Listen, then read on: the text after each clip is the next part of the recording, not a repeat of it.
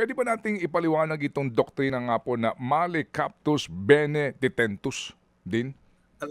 Alam nyo sa larangan ng international law, sapagkat ang diwa ng international law ay may isang tao na lubhang gumawa ng crime against humanity o kaya genocide at na sa lugar siya kung saan ang korte ay hindi nandoon. Mahirap siyang hagilapin, mahirap siyang hulihin, Mm. at kung hulihin, magre-request pa sa isang estado. Yan ang diwa niyaan, niyang rule ng Male Captus Bene Detentus. Ang ibig sabihin niya, wrongfully captured but properly detained. Sapagkat may kahirapan ngang madakip ang mga sinasakdal dyan. Maaring may konting irregularidad ang paghuhuli, pero kung ang ginawa naman ay napakatindi, properly detained yan. Sapagkat ito yung tinatawag na substance over formality, over form. Hmm. Kaya ayan ang doktrina sa ng Male Captus Bene Detentus. At merong sinasabi rin diyan sa doktrinang yan, Mhm. maliban na lang kung tututol ang Estado nung nadakip. Sa ating sitwasyon, ang Estado mismo ang nagpadakip.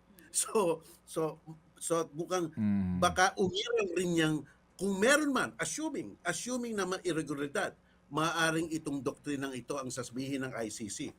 Mahirap talagang hulihin yan, pero may substantial grounds naman. Doon sa warrant of arrest, Ted, Mm. parati nilang inuulit yung substantial grounds, Mm. substantial proof.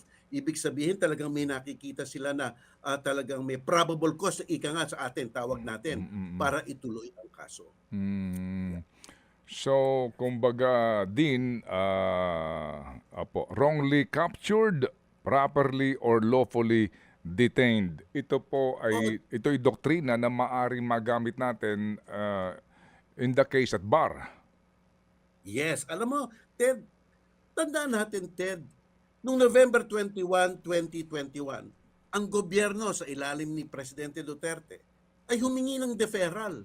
Huwag niyo kaming investigahan. Kami na ang mag-iimbestiga by virtue of the complementarity rule.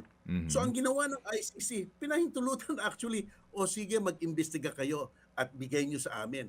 Siyempre, walang nangyari. So noong Mm. June 24, 2022, naghain ulit sila, nagpasya ulit na umpisan ulit ang investigasyon sa ICC. So hindi tama yung sinasabi na hindi nila Mm. alam o Mm. kaya yung mga pangyayari wala silang partisipasyon. Sila mismo yung gobyerno Pilipinas humingi ng deferment. Pinagbigyan pero walang masyadong nangyari kaya tinuloy ang investigasyon hanggang tumungo sa warrant of arrest.